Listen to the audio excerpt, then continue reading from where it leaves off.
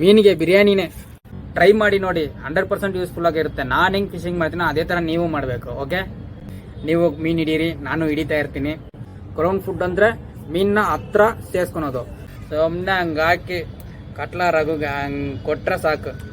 Rice polish, ಹಿಂಡಿ, ಮಕ್ಕಾಜೋಳ, soya, coconut powder, ಆಮೇಲೆ ರವೆ, ಆಮೇಲೆ ಅವಲಕ್ಕಿ, ಗೈಸ್ ಜಾಗರಿ, ಏಲಾಚಿ, ಸಕ್ಕರೆ.